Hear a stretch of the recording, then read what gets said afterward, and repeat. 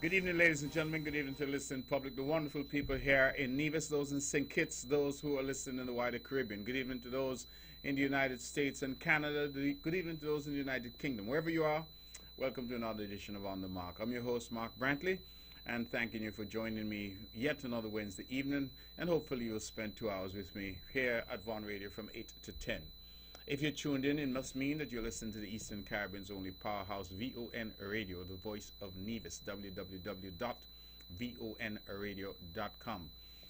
Ladies and gentlemen, we have been here for many years, and we come every Wednesday. We try to have a discussion with you, particularly when the lines are open. Sometimes we say something that you're interested in. Other times, of course, you put what you want to put on the table. This is a show unlike any other in the Federation, because it is commercial-free radio for 2 hours, brought to us with the kind courtesy of Daniel Brantley, the law firm that has sponsored this show from its inception and has continued to sponsor it now into its 11th year. I want to thank them for their generosity and continue to be here and to do our little part, as I like to say, to promote democracy and freedom of speech. This show is also unique in that we welcome all shades of public opinion, and we invite one and all, whether you agree with what I have to say or you disagree with what I have to say, particularly like those callers who do not agree with what I have to say, because I think it makes for quite interesting debate and discussion. The idea here is to create a platform for debate and discussion. You don't have to agree with me, but we ask you to be agreeable in the sense that we do not create any rancor. We have great standards here at Von Radio, where they have said only the best will do, and that is the standard that we hope to maintain. And so we ask callers, when we do open the lines, that you call in, you make your point, you make it as passionately and as forcefully as you can. But let us please respect each other, respect the listening public, and respect the standards that VON Radio has set. That's all I ask. Beyond that, I think we can debate, and you can share your views, and I can share mine. There's a tremendous amount that has been happening on the island. I want to say, of course, good evening to one and all. Tonight's show, I think, ought to be quite an interesting show. And as usual, at the top of the show, I tend to use a few moments to let you know a few things that are on my mind. The first thing on my mind, of course, is that the Nevis Reformation Party, the main opposition party on the island of Nevis, they held their convention on Sunday past. And at that convention, it was quite historic, because the Honorable Joseph Parry, who has led that party since 1992, stepped down as leader, and the party elected a new leader in the Honorable Elhansville Hector, otherwise known by his middle name of Roberto Hector. And he, I am told, won in a landslide victory over his opponent, Dr. Daly. And so Mr. Hector has emerged as the new leader of the Nevis Reformation Party. I've had the occasion publicly on social media to congratulate Mr. Hector. I now take this opportunity here on the Mark to extend my congratulations to Mr. Hector, who has emerged as the leader of the Nevis Reformation Party, going through a democratic process as parties do, and the majority of those there and voting elected him, I'm told, in a landslide to lead that party. I wish Mr. Hector all the best. I think all of us are trying to do what we can to serve the people of Nevis. We have deep divisions and deep differences in opinion in terms of where we stand. But I have always said that in politics we ought not to seek to make enemies. We have differences of opinion. We support different sides sometimes. We have different ideas as to how to advance the country, but we ought not to seek to create enemies. And at the end of the day, when the politics is over, when the bell has been rung, the votes have been cast, and the government has been elected, it behooves all of us to work together for the advancement of the island of Nevis. That has been my position. It has certainly been the way that I've been trying to manage as the premier of this lovely island, and I feel that Nevis belongs to all of us, and that all of us have a place here. Mr. Hector, I want to assure you that that is not meant to give you any comfort or to say to you that the CCM under my leadership or under any of the leaders that are still in the cupboard to come, that it will be an easy time. But what I can say to you, that in me and in the CCM you will find a partner, you will find a willing ear to listen to ideas that you might have to advance the interests of the island of Nevis, and you will find a ready audience with us at such time as you feel you need that audience to be with us. But, of course, when the time comes for us to present our plans and programs in a campaign to the people of Nevis, we can assure you that we will do that, and we will do it to the best of our ability. And at the end of the day, let the best party win and let the best ideas prevail. We contend with our ideas in the public square, and the people in any true democracy will decide. Tonight is not a night for campaigning. That time will come. I use the opportunity now to congratulate Mr. Hector and to say to him that I look forward to meeting with him to discuss ideas, he might have, to discuss ideas that I would have to advance the people of Nevis and the interests of the island of Nevis. And then, of course, when the time comes, I look forward to meeting him on the battlefield. That is the way it goes.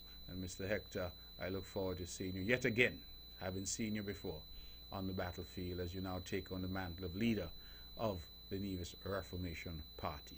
I cannot, however, congratulate Mr. Hector for emerging as leader without congratulating the Honorable Joseph Parry. The Honorable Joseph Parry and I have had our differences. I do not believe that that's a secret. We have had deep political differences in the past decade or so that I have been involved in the body politic of our country.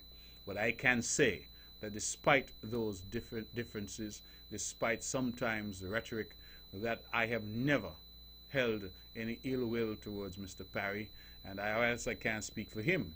In my interactions with him, I do not believe that he has ever held any ill will towards me. And so as he now goes off into the sunset, as he retires from active politics, I want to thank him for his contribution. It is not for me, but for history to judge the level and extent of that contribution. But certainly I want from these microphones here and from this rostrum provided me here at One Radio to extend my warm appreciation to him for his contribution and to wish him the very best in his retirement from politics. Having been in politics but only for a short while, I can tell you it is not easy, it is taxing, it takes a toll. Mr. Parry now, like Mr. Amri before him, having retired from active politics, I believe they have now a bit of reprieve, having given a life of service. And whilst, again, we may not have always agreed, I don't think that we ought to negate or seek to deny the contribution that others have made. We may debate the level and extent of that contribution, but contribute they have. And anybody who steps out in this field called politics and offers himself in service to others, I believe that the move, if nothing else, is worthy of commendation, because one opens oneself up to constant criticism, constant attack, constant attention. It is a difficult field to be in and a difficult road to walk. And Mr. Joseph Parry has walked that road for a very long time. Again, it is for history to judge him. My role tonight is to thank him for his contribution and to wish him well in his future endeavors. So the NRP, therefore, is under new management and new leadership. Others have also been elected to different positions, whatever those positions might be. I commend them all. Many contended and failed to achieve a position. I commend them for contending. That is the democratic process. Where people go now, I don't know. I have seen a lot of things being said, but that is a matter for the NRP. They will have to deal with their circumstances and resolve whatever difficulties they may have. What I will say to those tonight who are seeking a home is that this Concerned Citizens Movement, that big, beautiful blue tent, that we have space, and that we welcome one and all to come to the table of brotherhood and to be a part with us. In our management, in our rhetoric, in our discussion, we are letting one and all know that you are welcome within the ranks of the Concerned Citizens Movement. There need not be any rancor or difficulty. I believe that my actions have borne out the rhetoric that we have employed, that in government and in governance of this island there is a place for all. And so for those who are now seeking a home, the Concerned Citizens Movement affords you a welcome, and a very warm welcome at that. As we go throughout the next weeks and months, and hopefully with God's blessings into next year, You will see us rolling out our plans and programs, not only as a government, but as a party. And I believe that through that rollout of plans and programs, the people of Nevis, those who are undecided, those who are unhappy where they are with the NRP, that they will see an opportunity to join that big, beautiful blue tent that is the Concerned Citizens Movement. And so I thank those who want to come. I thank those who already decided to come. And I thank those who are already with us and who continue to abide faithfully with the Concerned Citizens Movement. I should say, if I'm allowed one moment of being political, that the CCM went through its own transition last year when we saw the end of an era in the Honorable Van Samery deciding, as the Honorable Joseph Parry has now decided, to step aside and to allow the party to renew and refresh itself. The Honorable Van Samery at that time, when he decided to step aside, there was much chatter in the public square. We were told that the CCM was in confusion, that there was infighting, there was bacchanal going on, and that the CCM was in the throes of imploding. So difficult, we were told, the circumstances were for the CCM. I would only ask the Nivision people to look at the transition process for the Concerned Citizens Movement. With all that was being said out there, you saw no confusion in here. We did not engage in any confusion. We went about our business decently and in order. And at the end of the day, a new leader emerged from a decent process where there was no rancor, there was no cussing, there was no allegations and counter allegations, because we are first and foremost a decent party comprised of decent people, and we conduct ourselves always in a decent manner. I will leave the comparison there for you, the members of the public, to deal with. But tonight is not a night for that. That will come.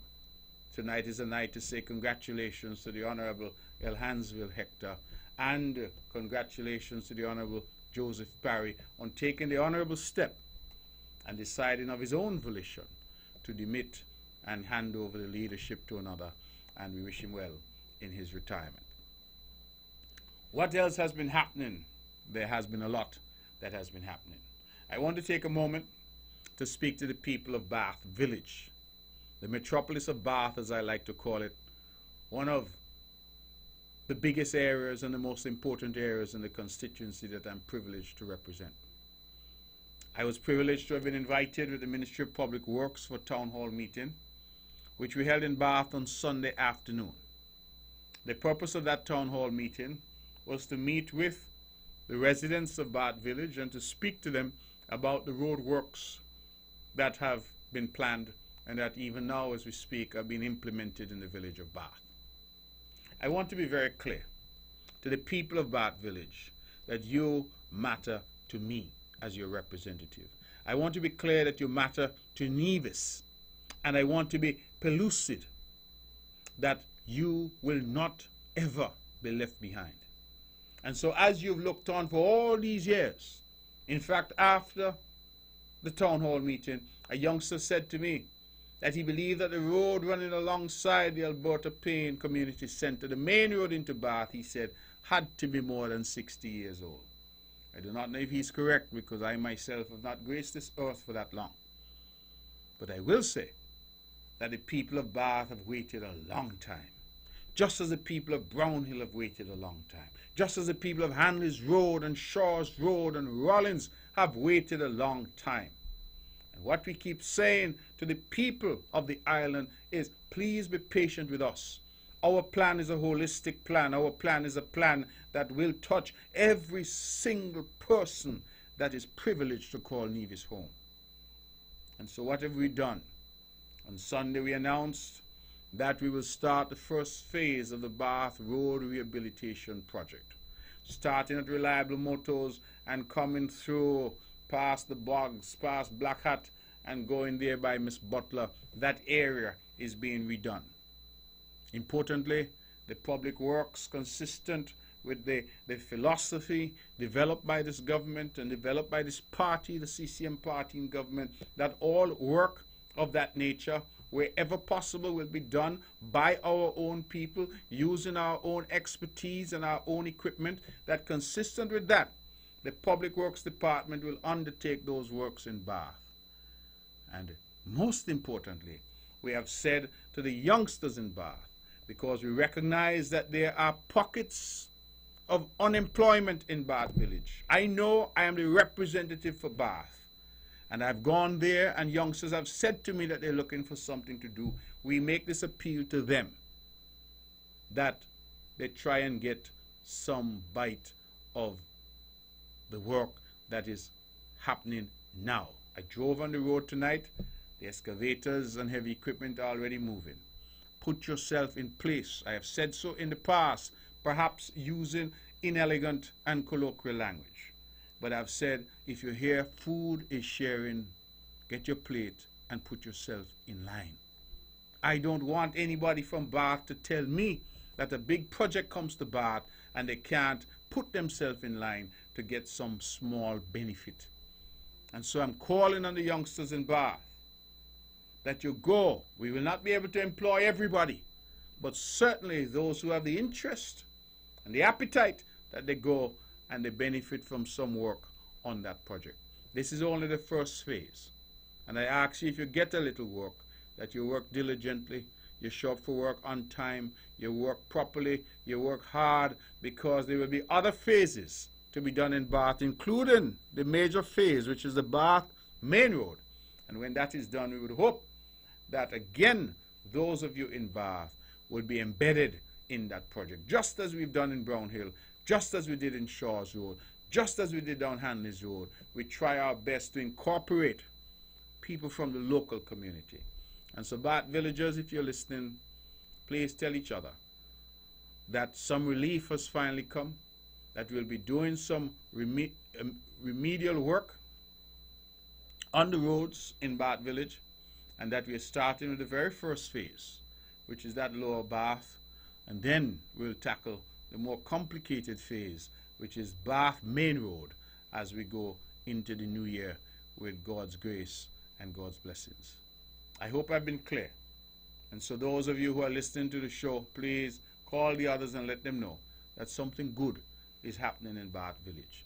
And that so long as I am there as a proud representative of the metropolis of Bath, I will continue to do my very best to deliver for the people of Bath Village, just as I continue to do my very best to deliver for the people of St. John's and St. Paul's, and just as I continue to do my very best to deliver for the people of Nevis.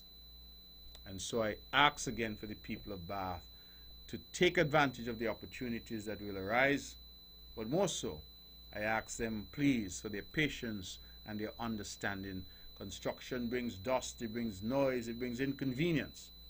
But our hope would be that at the end of the process, you will have beautiful infrastructure, which enhances your properties and enhances your quality of life. And if you don't believe me, Bath Village, take a drive up Braziers. Take a drive down Hanley's Road. Matter of fact, if you're like me, like to go up by Sandy in Brownhill for some fried chicken every once in a while. At my age, I shouldn't be eating too much fried chicken, but every once in a while, you know, Sandy is better than KFC. So if you don't believe me, drive up by Sandy to get a fried chicken this weekend, and you will see the beautiful roads now. And I want the people of Brownhill to recognize we started up the hill, and we're coming down the hill, and we're coming across the path. We're going to go down Budging Range and down the path. We're going to go all over to ensure that our people of Nevis have the very best that we as a government can provide. Because after all, that's why we're here. That's why we're here. We're here to generate the type of activity in the community to improve people's lives.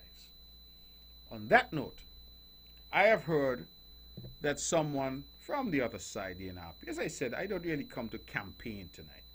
I've come in a magnanimous way to try and extend to the other side the sense that I've been seeking to extend. A word of a word of friendship, extending the hand to say that it is time now for us to work together. And the politics will come and there will be a time for that. But someone said to me that some chap from the NRP is complaining and criticizing us. Say we're building up people's walls in Brownhill. They went even further to say that I am ensuring that my mother's wall, my dearly departed mother, Vicky, of blessed memory, that I am ensuring that her wall is fixed in Brownhill. And I marvel at that. You know why I marvel at that? Vicky always had a wall. She always did.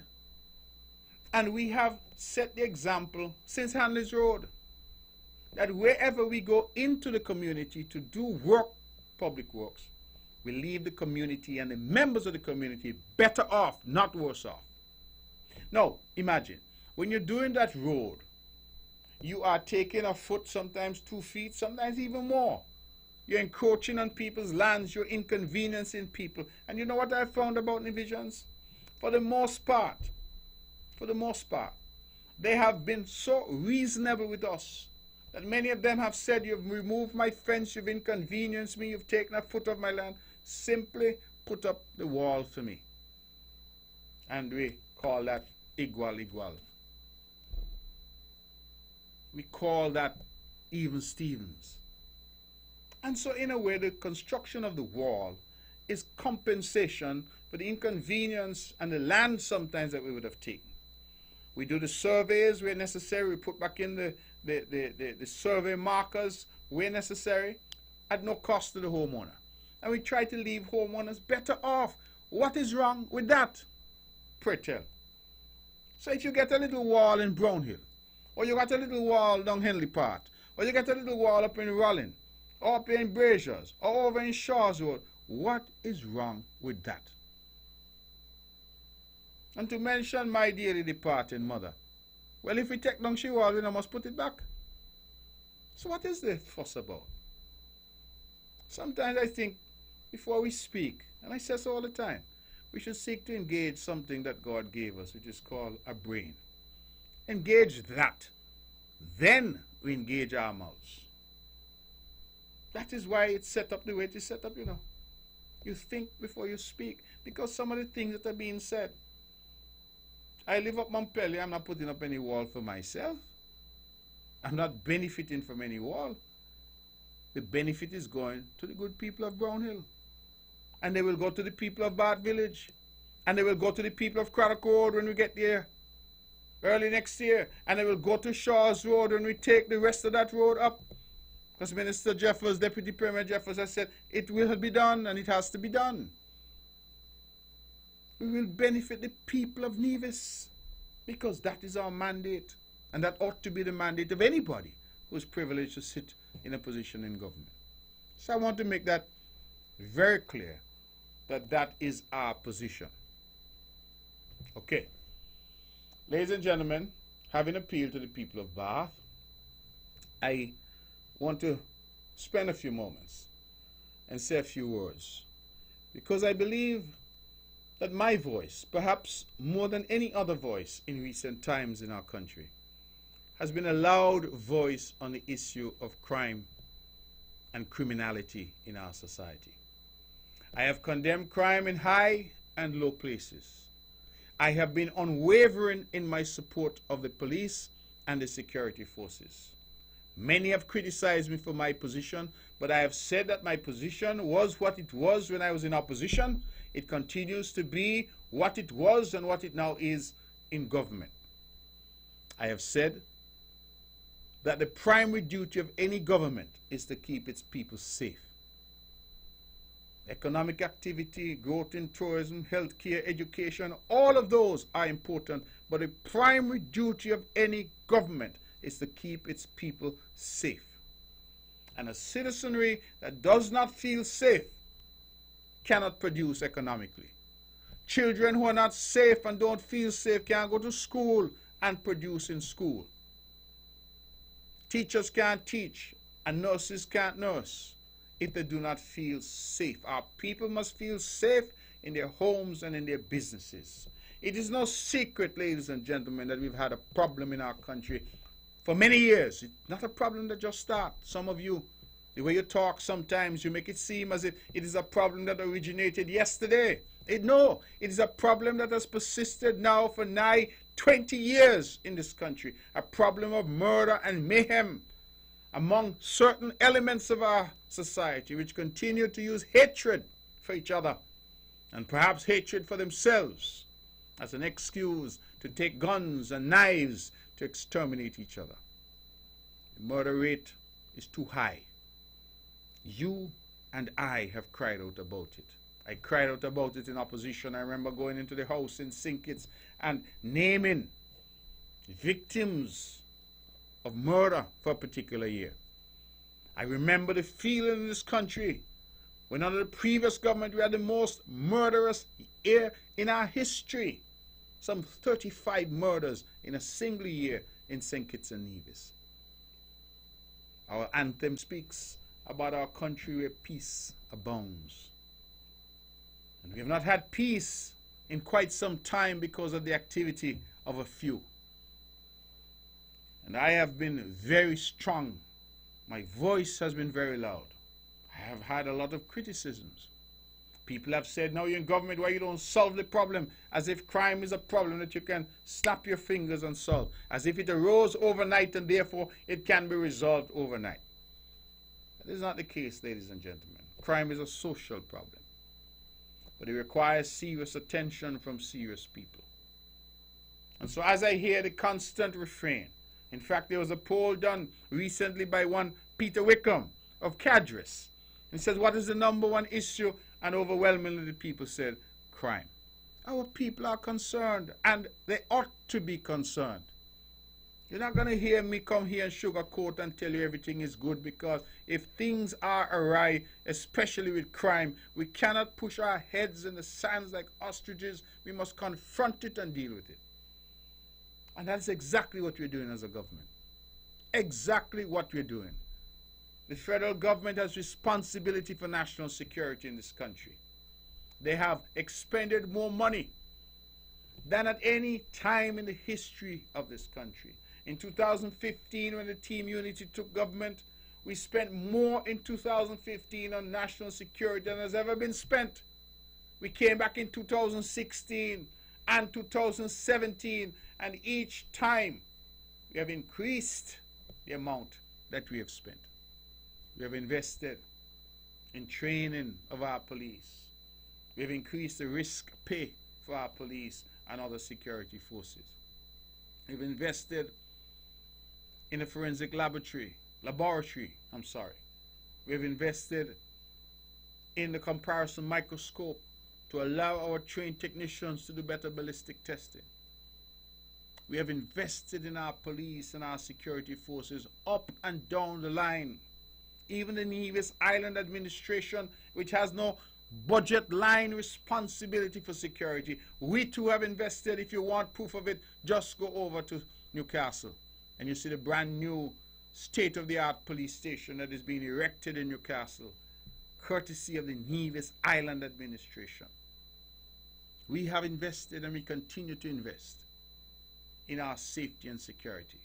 But we all know, and I made the point in Parliament some time ago, investment takes time to yield fruit, to yield interest, to yield benefit, to give you a return. And so, what we have said, we must invest today if we want to reap the returns tomorrow.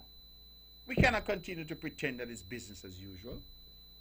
And we have continued to invest monetarily and otherwise. We have invested in a national security advisor. We have brought expert police officers from outside and infused them into our police force. We have had the FBI here. We have had Bramshill from the UK here. We have done as much and more, and we continue to do, because we are committed as a government at both the federal and the NIA level to tackling this problem of crime head on. We have not only invested in security and security forces, we've also invested in the social side, the safety nets.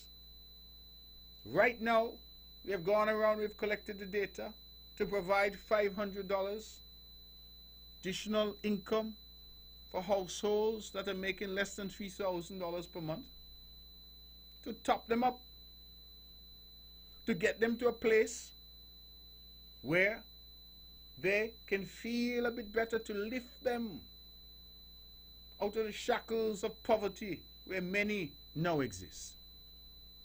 And so we are working. We have programs aimed at intervening with families, seeking to give parents training, seeking to identify at-risk youth at a very young age and to intervene. We have all of these programs that are at work. We have expanded our safety net. And so what we are saying, ladies and gentlemen, that whilst we are expanding the security apparatus, expanding the social safety net, we are growing the economy. We are growing the economy. I have the statistics here with me this evening. I'm not going to get into them too deeply. But I want to say that compared to the first half of 2017, the first half of 2018, the island of Nevis saw jobs grow by 75% in that same period, comparable period. And I bring the numbers shortly. 75% for the first 6 months of 2017 compared to the 6 months of 2018. So we are growing the economy. We are creating jobs. We are investing in education. We're investing in health care. We're investing in early childhood care and education. We are ensuring that no one is left behind. Our seniors in Nevis get free electricity and water. We are investing in every facet of our society and our community. You know why we're doing that? Because we're trying to get a changed society, a different society, a society that is kinder and gentler. A society that is free of the scourge of crime and violence that we have seen and that has plagued us for far too long and caused far too much grief in this country. And so, this year has been a difficult year. For the country, it has been a difficult year. I believe the last tally we saw that we've had 23 murders in St. Kitts and Nevis for this year. And 23 murders is a lot for a population our size. One murder is one too many. You've heard me say that over the years. 23 is 23 too many. But what have we done? Have we sat on our hands as a government? Have we bitten our nails and said, oh my God, the sky's falling like Chicken Little, what should I do? No, we've stepped up to the plate. And I want this evening to commend the Honorable Prime Minister and Minister of National Security, because it is a difficult portfolio to manage at a time like this. But we have stepped up to the plate, ladies and gentlemen. We have not shirked our responsibility. We have not said like some of old that we take no responsibility and that any bad news about crime rolls over our back like water off of a duck's back. You have never heard those words come from this government. I have stood up as the Premier of Nevis and I have said that in the island of Nevis the buck stops with me. If the crime rate goes down, I can assure you I will take credit for the good work that we're doing. And if the crime rate goes up, I equally assure you that I will stand up and say the buck stops with me. Because that is what leadership is about. That is what leadership is about. So ladies and gentlemen, I am not too fussed or worrying myself unduly. But what do? We have a problem. Everybody, Tut Mun Saman Bagay, acknowledges that we have a problem. The opposition is out there doing what oppositions do, railing and making noise about crime. Peter Wickham come and does his poll. He said crime is on people's mind. Crime threatens the very fabric of our society. It threatens to erode the gains that we have made as a community, the economic gains that we have made. St. Kitts and Nevis now has become a juggernaut in the tourism industry. Crime and tourism don't mix. That's like oil and water. So what are we to do? What are we to do? We're sitting in a cabinet And the people out there, Joe Public is saying to us, we don't feel safe in our homes and in our communities. These young boys are going around shooting up each other. It is creating a sense of insecurity in the country. What are we as a serious government to do? Clearly what we are to do is what we are doing. We are deploying all the resources available to us in the fight against crime and criminality. And what are those resources? We have Coast Guard, we have Customs, we have Police, we have Army, and we have the RSS, the Regional Security System. I include the RSS because you and I pay. We pay to maintain the RSS. It was a regional security system set up to allow any of the contributing countries, the OACS plus Barbados, to benefit if they so needed it. And so, the Prime Minister, after consultation with the Cabinet, after consultation with the security apparatus in the country, the Police High Command, made the call, as it is his right to do, to bring the RSS into the country, to say, come in and help to support the numbers that we currently have, because we've had a chronic shortage of manpower in the police force now for some time. So come in and support the numbers and be sworn in as special constables to augment and buttress the forces on the ground here to take the fight into the trenches to the criminals. Now let me ask you something, ladies and gentlemen. What could be wrong with that? That's why you elect a government. Now if the government were not to respond, you would have every right to level criticisms and say, you have all these resources available to you and you refuse to deploy them to protect our homes and our communities. But we have responded. Not only in terms of our investment of money, manpower and resources, not only in terms of our investment in social safety nets and education and healthcare, we have invested in bringing to bear the forces of the RSS, which is within our right because they are part and parcel of what is available to us and paid for by us to come into the country. And the reason I'm sounding this passionate, because I hear the chatter in some quarters. The same quarters, mind you, that are saying we have a problem with crime. The same quarters who had 2 decades to address the problem with crime and could not, and did not, and refused to. Those same quarters are now chattering that we should not bring in the RSS to help us. Now, if I'm in a cricket match and I have to score 50 runs in 2.5 overs, and I have Chris Gayle in the pavilion, who I know can give me 4, 5, 6s and over, I'm going to leave him up in the pavilion when I have a match out here to win? No, I'm going to bring Chris down, and I'm going to bring whoever else I have down. And if the shoe was on the other foot, and I had 2 wickets to take to win the match, I'm going to leave my best bowler in the pavilion. I'm going to leave my fastest bowler or my best spin bowler. No, I'm going to bring all of my resources. And if I know that that man's weakness is he like to deflect off the bat, I'm going to bring in my best catchers and put them around the bat. That, ladies and gentlemen, is deploying the resources that you have to achieve the objective. And what is the objective? A safer St. Kitts and Nevis for you and I. So what is the problem? What is the problem? The country is crying out and the government has responded.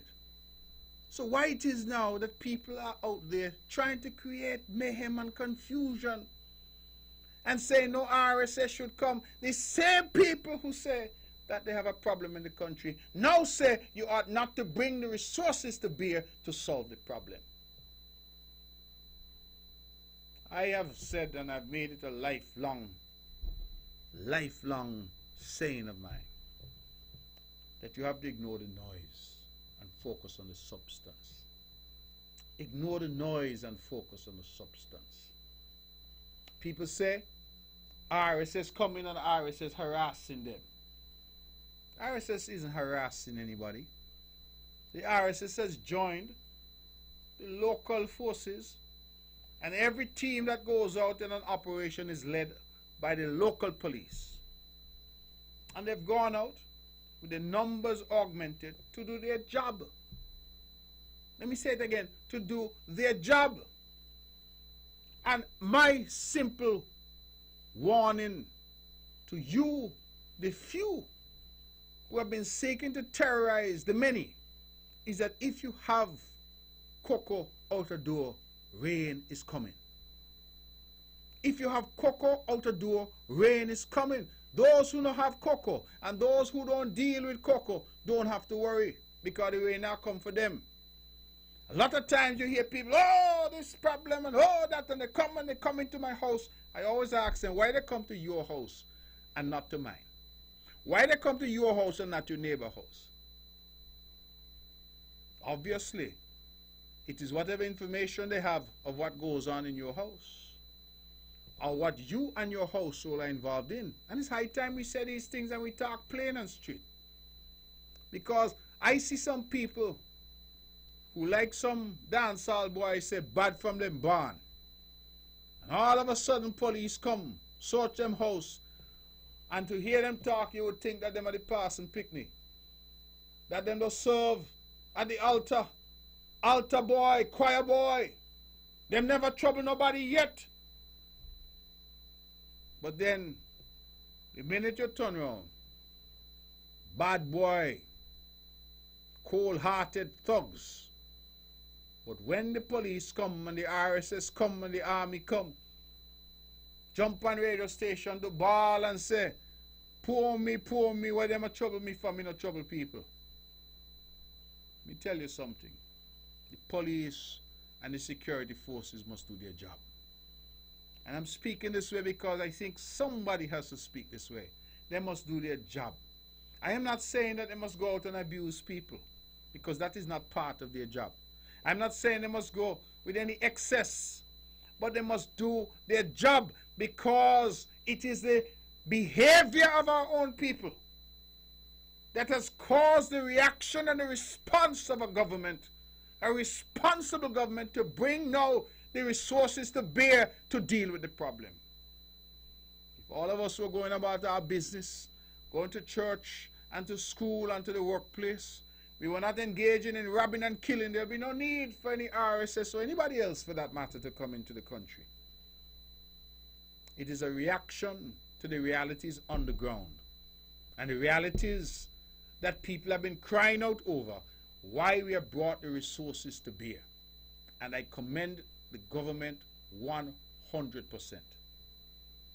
I am not going to resile or shirk from that, because when there's a problem, we must find a solution for the problem, and part of that solution is to bring the necessary resources to bear to deal with the problem.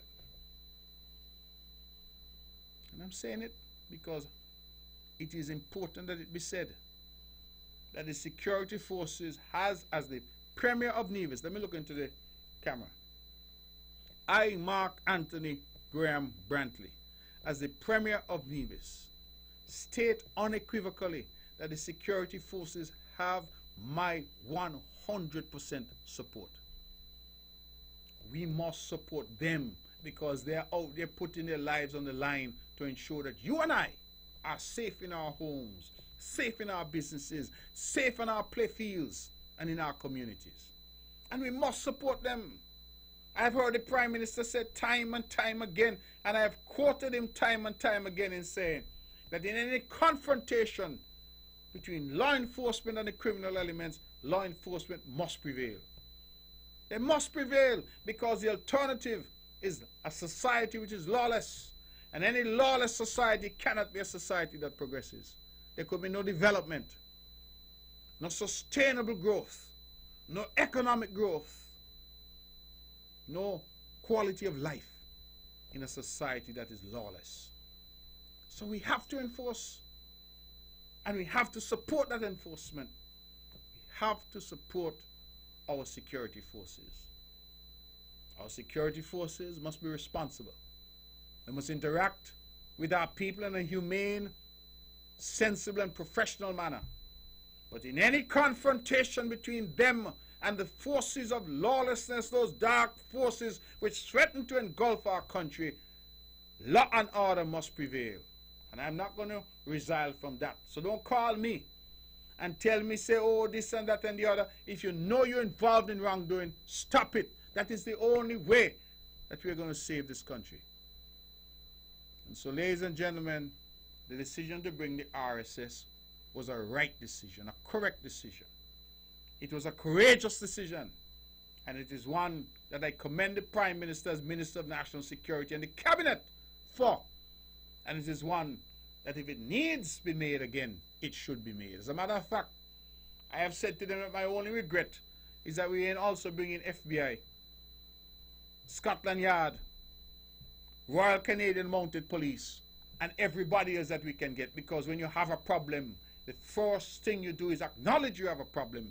And then, once you have acknowledged, you set about solving the problem. That is what we're seeking to do. And I ask the public's patience, understanding, and support in the circumstances. We can't hold fire and water. We can't say that we want law and order. We can't say that we're fed up of crime and criminality. And then when a government caring, understanding, responsible brings the resources to bear, we turn around and we cuss the government. We can't have it both ways. You can't eat scrambled egg and don't expect to break some eggs. You cannot have it both ways. And so I'm asking our people to be responsible. To be responsible and to support the efforts of law enforcement in the country. Ladies and gentlemen, that is my soliloquy. It is 10 minutes to the hour of 9 o'clock. We will now open the phones, 869-469-1616, 869-469-1700, and we will take your calls, comments. I might have said something that you want to respond to. You might want to put something entirely new on the table. This is your show, and this is your turn.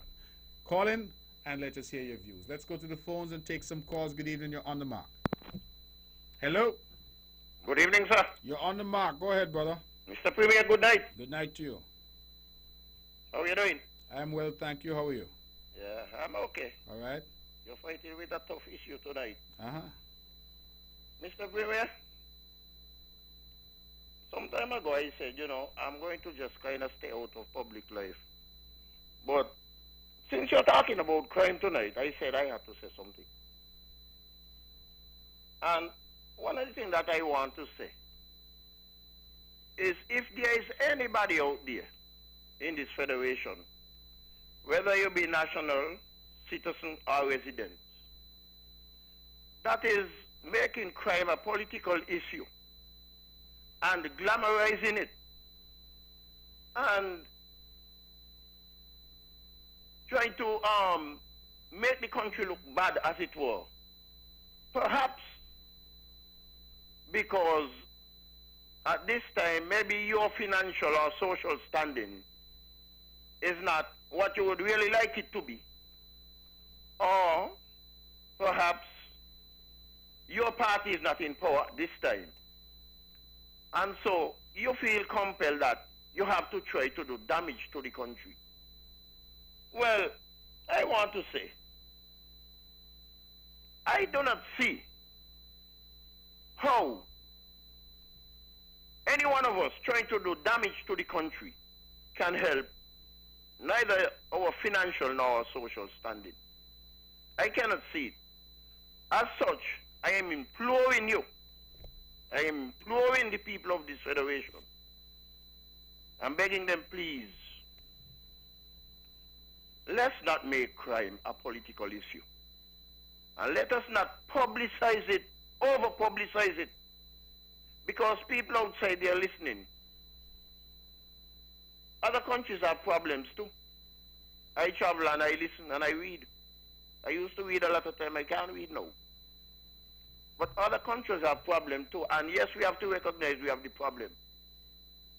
But let's not jump up and clap our hands and say, oh, well, since my situation is not what I would like it to be at this time, I don't care if I pull the whole country down.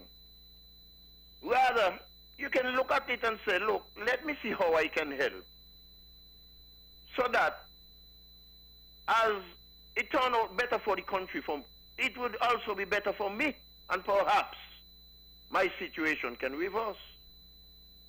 But I cannot see, I can't imagine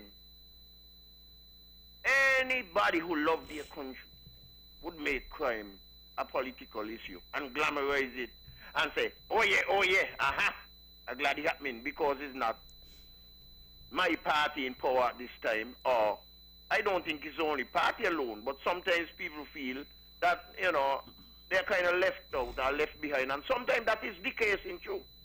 But I'm saying that is not going to help any one of us. The better for the country, the better for all of us. So once again, I want to implore the people of St. Kitts and Nevis to look at crime for what it is and see what every one of us can do to help reduce it. You will never eliminate it, but perhaps it can be reduced. Mr. Premier, I want to say something to you now. You hear me, Premier? Hearing you loud and clear. Yes. Mr. Premier, one day I have some ideas. I've been in the court a few times, and I have a few ideas that I want to put before you regarding this matter. And one day we need to sit down and talk. Okay. Good night. All right, thank you very much for that. I'd only say, you know, you make the point about politicizing crime. Crime is an important issue, and people will talk about it. It is inconceivable to think that an opposition or government, for that matter, will not speak to the matter of crime. It affects everybody. But we are not to politicize in the sense of blaming and saying, well, it is because Labour, white crime, or because of Unity, white crime, because we all understand. And I like to remind people that Cain killed Abel. At that time, it was at the commencement, if you will, of the human existence, if you go by what the Bible says. But Cain killed Abel. So it means that crime has been with us from time immemorial. So I agree with you. We'll not eliminate it. But for some time I hear some of them talking. Crime was here under their watch. In fact, statistically, it was worse under their watch. So why engage in this back and forth and try to decry the efforts that are being made? Support the efforts. Support the efforts. Because by one view, had these efforts that are now being made, had they been made 15, 20 years ago, we might not have the problem that we're having today. Had the investment been made 10, 15 years ago, we may not have had the problem that we're having today. But the investment was not made. We are now making the investment. We're now deploying the resources. We're now bringing the forces to bear. And now that we're doing that, we're being criticized by others who were there and did far less than we are now doing. I'm saying let us join hands on this particular issue, because the only people who benefit when we fight against each other on the issue of crime are the criminals. Let's go back to the phones. Good evening, you're on the mark. Hello? Good evening, Honorable. Good evening to you. People will question all the good things they hear about you, but believe all the bad without a second thought. I repeat, people will question all the good things they hear about you, but believe all the bad without a second thought. Have a great evening. Okay, thank you very much. I just want to say good evening to my dear friend, Mem Wallace. Mem, I'm told you're celebrating a birthday. I believe it's Friday. Trying to get confirmation, but I can't get it yet. But anyway, I know you're celebrating a birthday soon, and I want to wish you a happy birthday. from myself, from all of us here at Vaughan Radio, from the entire family. I wish you on behalf of even the kids, even though I haven't spoken to them. Jamie, if you're listening, I wish you on behalf of Jamie and Kamisha and oh Lord, what that tall son you have their name. His name slips me right now, but he knows who I'm talking about. I want to wish you all the very best. Happy birthday, and wish you many, many more. I know next year is a big one, so we're going to be celebrating like rock stars. You don't tell me the whole of England coming, so we're going to look forward to that. But Mem, happy birthday when it comes, darling. All the best. Let's go back to the phones. Good evening, you're on the mark. Yes, good evening to you, Mr. Brantley. Good evening to you, brother. And you have made a resounding presentation. I enjoy every bit of what you said tonight. And I hope you got to listen to until you so I could get a copy of it. That is a like moment. Yes, ma'am. No, Mr. Brantley. Yes. I happen to listen to the, and the first thing I must say, I want to send out condolences to the family of Jimmy Liebert from Rallin Village, now living in Hanley's Road. I heard this morning, and everyone give me a call so that he passed between last night and early this morning. So I'm just saying, sending out my condolences to the rest of the family in St. Kitts and Nevis and also in England and the United States. Now, I just want to say tonight, listening on Sunday to the convention of the NRP, I'm rather amazed to hear a man like Honorable Conris Maynard coming over to Nevis and trying to put the NRP against the people of Nevis, but he's telling them, your enemy must not be in this room. Now I'm wondering, who is the enemy? Because I know CCM as the government in Nevis is supposed to be the opponent to the NRP. But I'm saying, if we are starting to talk war, what else can we expect from the people of St. Kitts and Nevis when you got politicians who are supposed to know better, speak using the words of war of enemy? Our enemy should be Satan, because he is the one who creating problems in the minds of our people to do things that are wrong. And I'm saying the politicians need to do better. And I expect better from Honorable Conris Maynard and especially Nigel Carthy. Because Senator Nigel Carthy on Saturday again, inside the news, trying to discredit Peter Wickham. When Peter Wickham is the one that did polls for them time after time, and they didn't discredit him.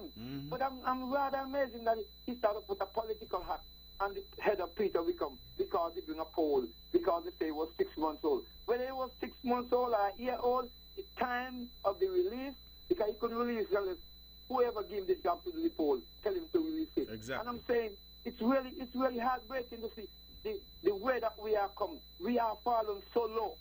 And I'm saying it's time for us to get up and dust off and let the country live in peace. The country are doing well. We have a good captain at the ship, and our finances are looking up instead of looking down. Because we're not talking deficit, we're talking about surplus.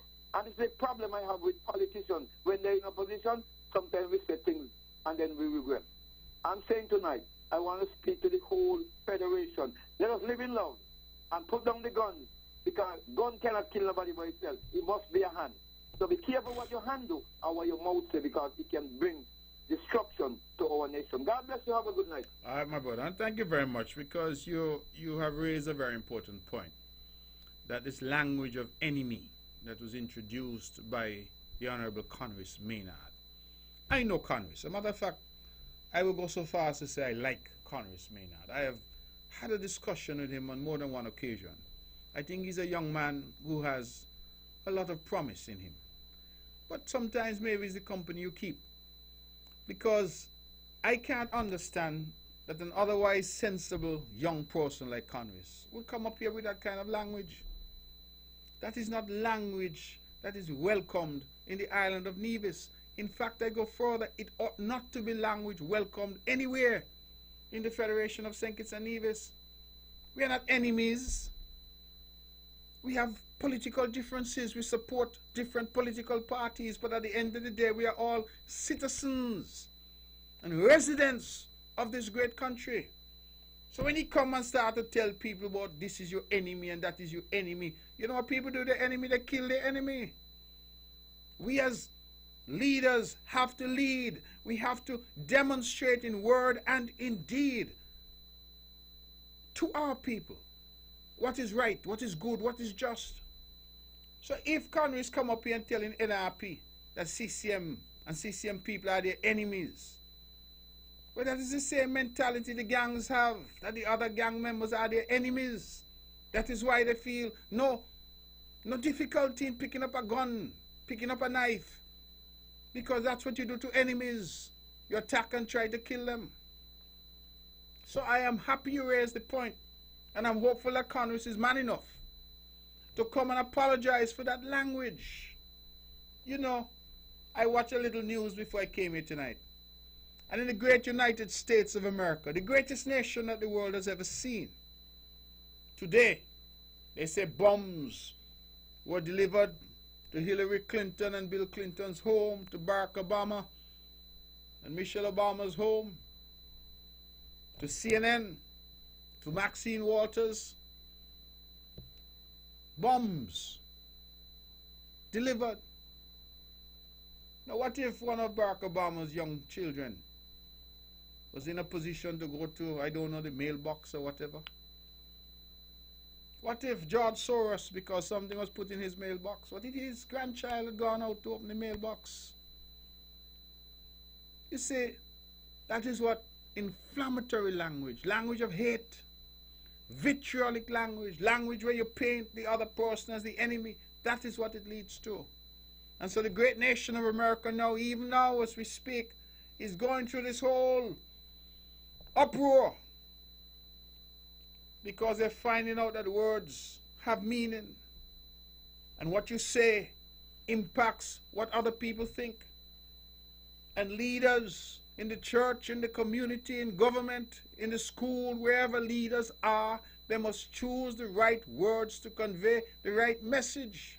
And that is what I am seeking to do as the Premier of Nevis, to say that I don't have any political enemies.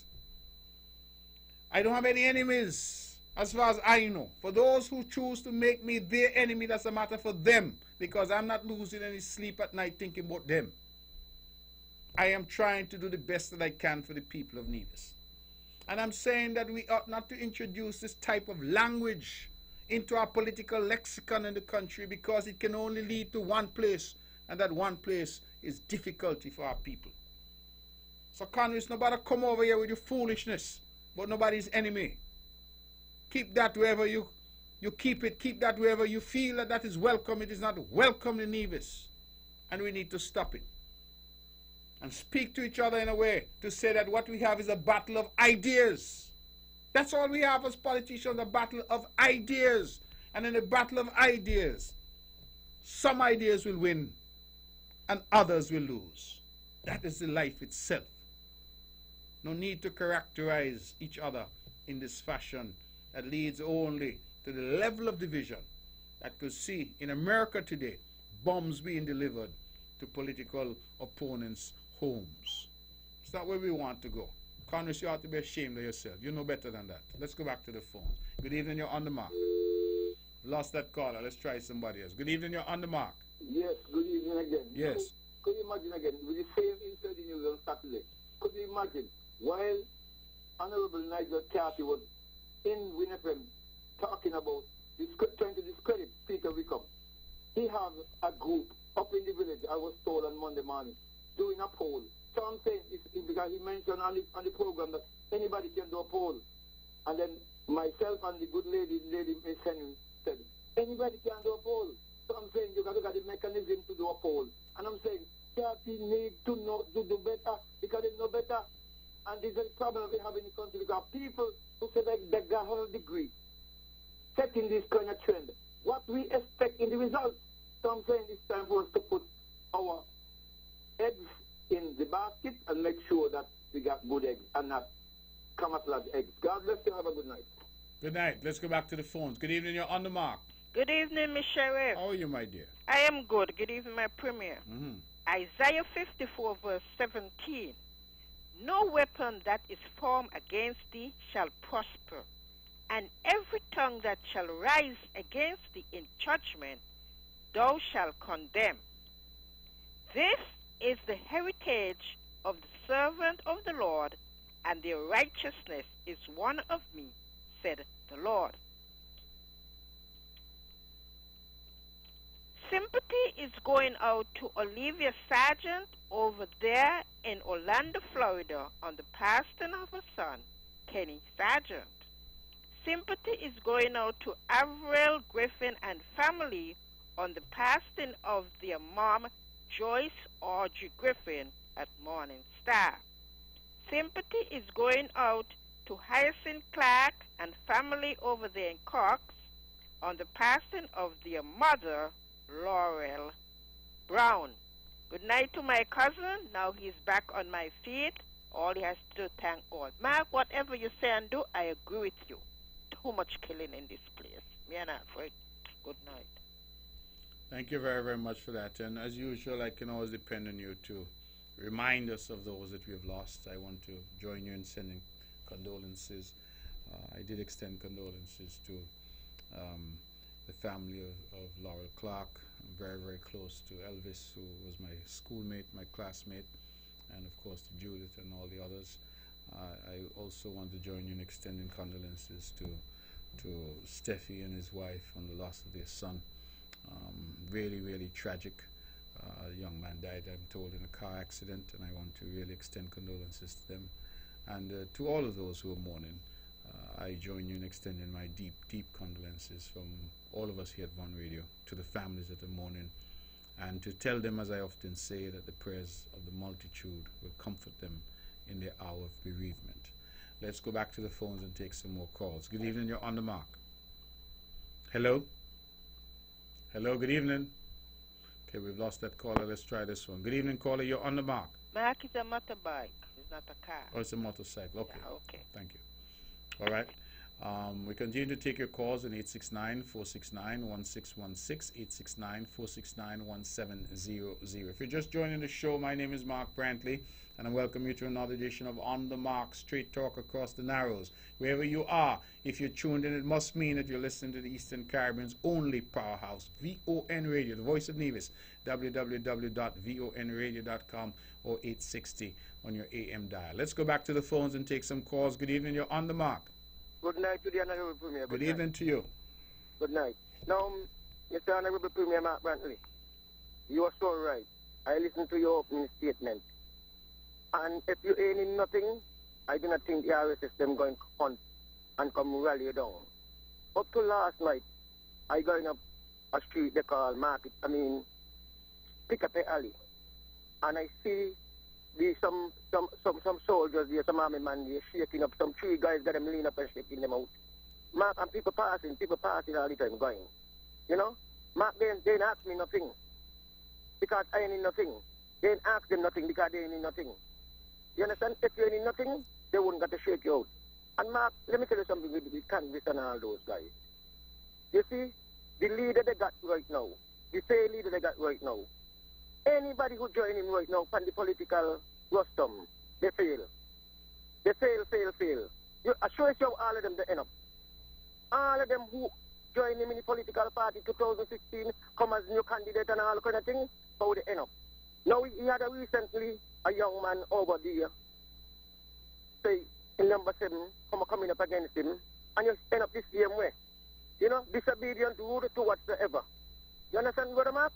I hear you. You know, when you try to respect, you're going into politics, and you're going to have a gun for too much a month, and then license it, and walking up and down with it. So who going to trust you to vote for you in any politician? That is where integrity and all them things come in, and discipline. You understand? Rude, out of place, and the protection he had in of the custom. I think he should have done better. Mark, let me tell you something. We got to rally behind this unity government because we know that we put you all there and you all doing a wonderful job. And that's why Peter Wickham got to say what he said and do what he do in the poll. Because the Labour Party is a fail.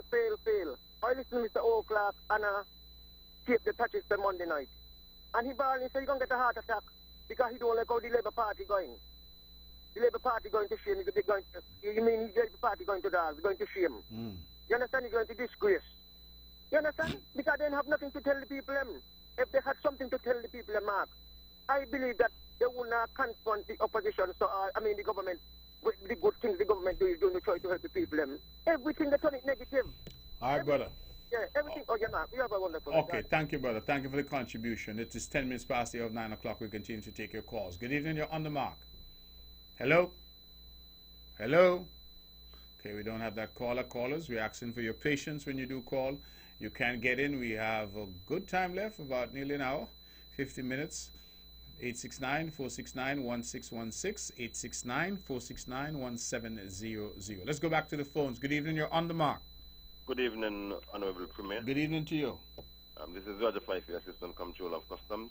I just want, with your permission, to share with the public our week of activities commemorating our 60th year of existence as a separate entity serving the Federation of St. Christopher and Nevis. Last week, well, Sunday gone, the 21st, we had a church service at the Methodist Church, and that was followed by a luncheon, a beautiful luncheon. And then Tuesday, the 23rd, we served lunch to the residents at the Flamboyant Home. That was a successful venture. Tomorrow, Thursday, the 25th, we will be having the naming of the courier facility in Charlestown at 9 a.m. And we are inviting the general public to attend that ceremony. Also to the general public too, on tomorrow we would be opening to the general public at 10:30 a.m. instead of 9 a.m. And on Friday, the 26th, we have our open day at the square in Charlestown, and that starts at 9 and we'll go straight to 3 p.m. We're inviting the general public to come on out and ask as many questions and to learn, about the Customs and Excise Department. On Saturday, we'll be having our grand gala and awards ceremony at Marriott in St. Kitts. And on Sunday, the 28th, our activities will climax with a fun day at the Penny's Beach. So I just want to make the general public aware, and thank you very much for using this medium. Good, my brother. Well, you're loud and clear. Thank you, and thank you for putting on a fantastic, fantastic event on Sunday.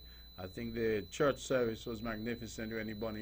Reverend Bonnie Byron did a magnificent job, and I think the luncheon was also fantastic on the grounds of the government house there at Bath Plain. So, wonderful start, and I hope, God's willing, to see you tomorrow at the renaming of the courier facility. Yes.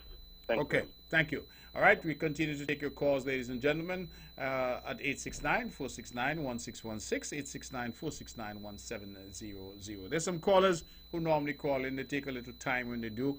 It's a good time for you to call. Don't wait until the end of the show, because then, of course, when we get to 10 o'clock, we have to stop. This is On the Mark. I'm your host, Mark Brantley. We're discussing most and many things. We have raised the issue of the RSS being here. We have, of course, raised the issue of the project in Bath. How could I forget? I wanted to extend kudos to Minister Eric Evelyn. I want also to extend kudos to Minister Troy Liburd, because he indicated that he had collaborated in relation to getting the courts done up at Cronies, I think is it called, Hard Times, Rollins, whatever you want to call that area, a general area where the basketball and tennis courts had really, really needed some work done. And we trust and hope that the good people in the Gingerland area will utilize the newly refurbished courts. I wanted tonight make the commitment to Bath, make the commitment to the people of St. James that their courts will also be refurbished. We have so far done the ones in Gingerland, we've done ones here in town, we've done Ramsbury, we've done Cherry Gardens, and we continue to do, we've done Church Ground, and we will continue until all of them have been redone. I'm asking the people of the neighborhood to take care. Somebody said in a comment that, oh, there was bushes growing on the fence line. And I said, well, Lord, if the government come and the government fix up the courts and make them look brand new, well, the community can take the bush off the fence line, isn't it? These are little ways. The community needs to own these facilities and treat them in a way. Spending taxpayers' money to make it better. The community now could do those little things and really help to improve and ensure that we get long use out of these facilities. But I'm very happy I know my friend Ronica feels good because she agitated long and hard to get the courts in Gingerland fixed up. Well, they're now brand new. I want to commend Astro, who has a team that does this excellent work. He's done work all in St. Kitts, and they really do a magnificent job. So to God be the glory. Great things he has done and great things he continues to do for us here in Nevis, and we continue to build Nevis brick by brick. Something good is happening on the island of Nevis. Let's go back to the phones and take some calls. Good evening, you're on the mark. Hello? Hello? Okay, that caller doesn't want to talk to us. We keep getting calls but no voices. 869-469-1616, 869-469-1700. If you're calling and you're listening via the internet, please listen to your phone, not to the computer, because then the computer has a bit of time lag. So listen to the phone. Good evening, you're on the mark. Hello? Hello? Hello? Yes, you're on the mark. Yeah, Bradley. Yes. If Nevis have a history of being first in many things, how is it CCM have think it's doing everything so Nivision can benefit? What are you talking about tonight? What am I talking about? Think it have to bring hotel so that Nivision can get work. Think it have to upgrade the hospital so Nivision can go there to get treatment and get children. Think it have to expand the airport so Nivision and visitors get direct flight in and out. Think it have to bring casinos so Nivision and visitors go there to play games. Think it have to bring international cricket so Nivision can go there and watch. And if we don't go there and pull up the stand, Interprime will keep in there. It will be so empty. Children can run around without touching anybody. Think it have to build cruise pier. The cruise ship come in and get a spill over to Nevis. Think it have to build shopping centers for Nivision and visitors go there to shop. Think it have to honor Nivision. Nivision can't get honor in front of their own people.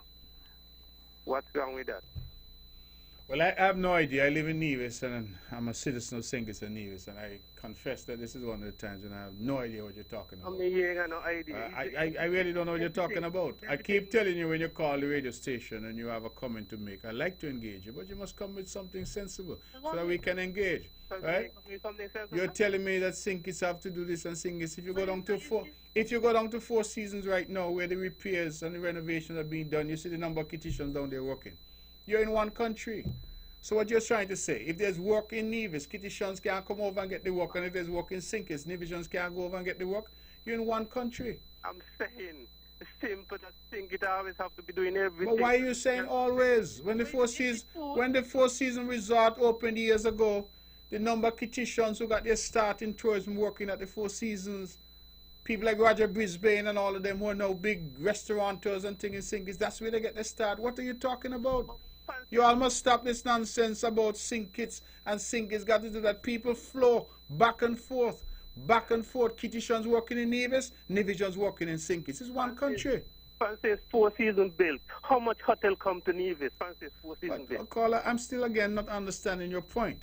Why is it relevant how many hotels come to Nevis when during the off season the hotels that are in Nevis are empty? What's the relevance of how many hotels we have if we can't fill those that we have? Well, your job is to go.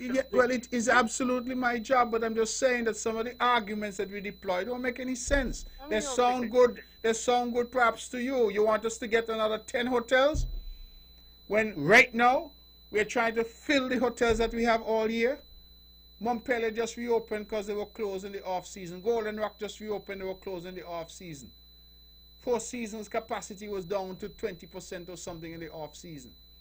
We have serious issues to confront, and let us not throw up these strawmen and make these nonsense arguments on the radio, which really make no sense at all. So let us stop this, caller. If there is opportunity in St. Kitts, I said to the people of Nevis, go and take the opportunity. It is your country. Not a soul could stop you. And if the opportunity is in Nevis, the people in St. Kitts will take the opportunity. Who's going to stop them? They're in the same country. That's like telling me that I live in Brownhill and there's an opportunity in Barnesgate and I can't go to Barnesgate to take advantage of that opportunity when you're in the same country. Let us stop that nonsense. The country's going to grow. The islands, both of them are going to grow. Both of them are growing. But the constant, you know, foolish... What do you mean Nevis is not growing? I just got some numbers from Social Security. 6 months, well, you may not see it because you never see anything. But the most you do is just stop you. Caller, you may not see it because you never see anything. Let me tell you, Stevie Wonder could see better than you. You're calling here week after week. You criticize this, you criticize that. You remember you said to me that the Mondo track we're trying to fool people by moving some dirt around. You said so. You remember that? You forget when I dropped the 4-year speech from you and I tell you 4 years you can't deliver. What 4-year speech, caller? The tape is still there. Caller, what, nobody listen to your tape because I keep telling you that you're calling with these nonsensical arguments. Nonsense. Right? You said to us when we doing the Mondo track, we only moving dirt around to fool people. But you were moving dirt. You wasn't moving dirt. But what did you say? You know must move dirt if you're going to build a Mondo track? Well, you had to move dirt. So you said we were moving dirt to fool people, no Mondo track coming. I'm just trying to point out the nonsense you don't call on the radio and say. Nonsense. Right?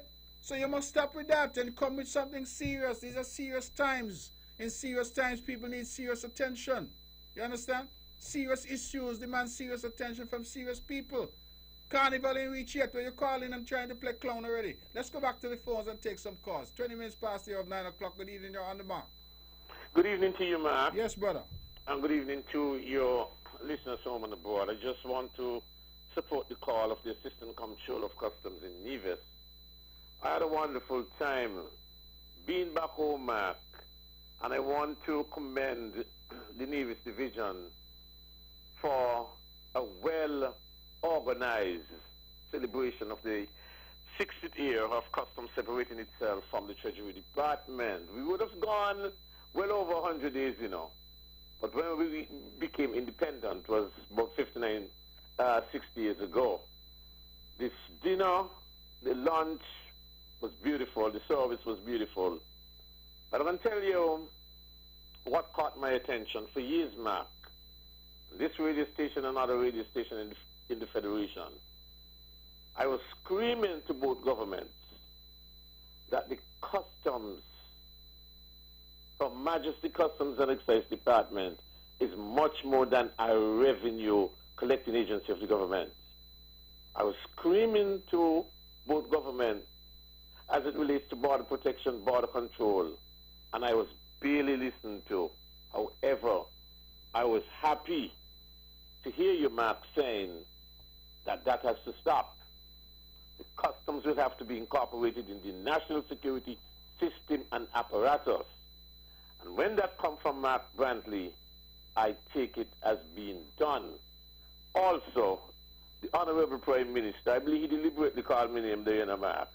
I believe he deliberately called me name, but nevertheless, he too appears to come to an understanding that that has to happen.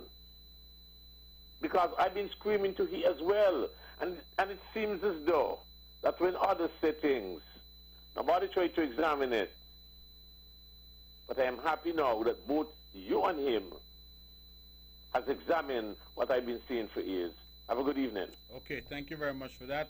And yes, I mean, the Prime Minister did say the role of customs is to protect and collect.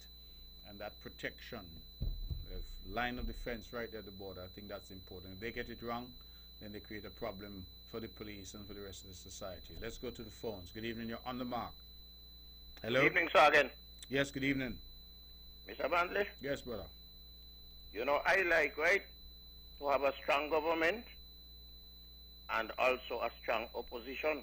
I believe in that.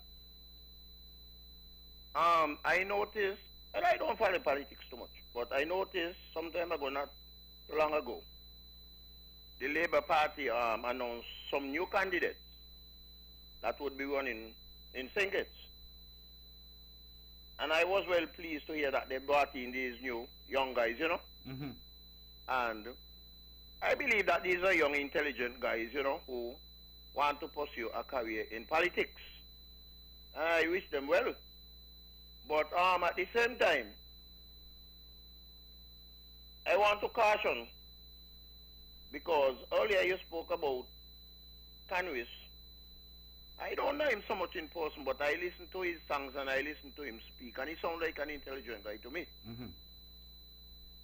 So I want to caution that, these young guys understand the game of politics and how things work.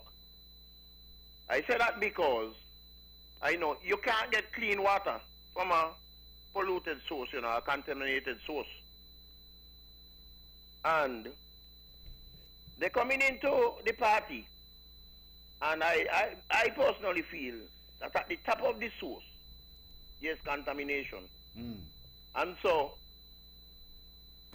even though I don't support the Labour Party as such, I still want to wish them well because I want a strong opposition. Mm-hmm. And so I would hope that these guys, would kind of distance themselves from some of the rhetoric that normally come from the top if they want to build a good political career. Good night. Well, I agree with you, but certainly these are not children. These are adults, many of them professionals. I mean, I remember the one they called Drew, Dr. Drew. I don't even know who the man is. I have heard the name. I gather he's a politician. And he came up here when they were campaigning in 2015 and said something about he has one shot for the sheriff. I mean, that's the kind of nonsense rhetoric. And so it seems to me that there's a question of whether or not these guys are really ready. Are they ready? Do they understand what it really means? Do they understand the power in the words that they have when they get on a stage and they say to other people, please give me the privilege not only to serve but to lead, because we are servant leaders when we're in these positions. So one has to listen to them sometimes to test whether or not they're really ready for prime time, as the saying goes. I one shot for the sheriff. That's what he says on the platform. In the end, Eugene demolished him over there in number 8. And he will be demolished again. Because clearly with that level of rhetoric, he's not ready for prime time. As I say, I don't even know who the person is. But then Conwis is somebody I have spoken to. And maybe it's a function of youth, naivete, inexperience. I don't know. But what I'm saying is we must choose our language. Conwis could have come and made the same speech and said to the NRP, your political opponents in the CCM, or your political rivals in the CCM, but use the word enemy. It connotes something dark and something negative, something terrible. And particularly in the context of where we find ourselves as a society, where we have, in fact, had to turn out to the RSS and others to come in to augment what we're doing here. It is not nice. It is not proper. And our leaders need to exercise greater care. And that's why I use the example of the great United States and what they're now going through. Because the rhetoric there has been so divisive and so enemy-like that people are now sending bombs to people's homes. And that is why I'm disappointed in Conwis. If somebody else had said so, I might have said, well, but I really do like the young man. I think he has a bright future. Not now, because he'll be in the wilderness for a while, but certainly, I think in the future. He can, if he sticks, in another 20 years, he can emerge. But I'm simply saying that for now, the approach that he has and coming with this rhetoric, and then I see some in the NRP have now taken up the rhetoric because someone sent me some tosh written today by one of the old rejected fellows there. And he come and he wrote some tosh about enemy, and he's replete with references to enemy. Who's your enemy?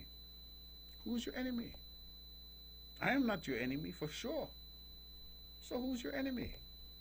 Let us remember that at the end of the day, we have a contest of ideas. That is all. A contest of ideas. Perhaps a contest of personalities as well. But we are not enemies. And the use of that language is unfortunate. And it has connotations which can lead down a road that we don't want to go down. Let's go back to the phones. Good evening, you're on the mark. Hello? Hello? Okay, nobody's there. Let's try another caller. Caller, good evening, you're on the mark. Hello? Good night, Honorable Brantley. Yes, good evening, you're on the mark. Go ahead. Yes. Last week I hear you was under the weather. Yes, I was. I'm glad you're all right now. Thank you. Mr. Brantley, those two men, they go on every program to try to bring to see if they could bring down the government. It cannot happen. Abusing the Prime Minister and saying all kind of things. And the same Prime Minister see that one of them get his roof, and people know, and they don't say thanks. Where the money come from? If it was for them, they would not get through. They would have the same 20 years or more to do that. They will run out of speech for the good things, what will happen. Don't let them get you vexed. It's not worth it. Let them know the same government. Big up the Prime Minister. God bless him and be strong. You too. Say hello to Mr. Libert. Okay, thank you. The lips of the righteous know what acceptable, but the mouth of the wicked speaks forwardness. The blessing of the upright is acceptable. Thank you. Good night. Okay, thank you very much for that. Let's go back to the phones. Anybody there? No. Ladies and gentlemen, you listen to On the Mark. I'm your host, Mark Brandt. We have about half an hour left, so we invite in callers to call in and be a part of the show. The show, I think, has been an interesting show thus far, and so we want the callers will call and add a bit more flavor. Let's go back to the phones. Good evening. You're On the Mark. Good evening, Mr. Brantley. Good evening to you.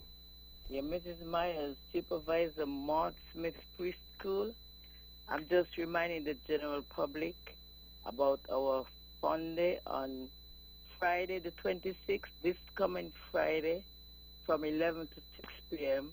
You have a bouncing castle, so we are inviting all the children to come out, all the past students. We are celebrating 25 years at the new location of the school in Bath. 25 years?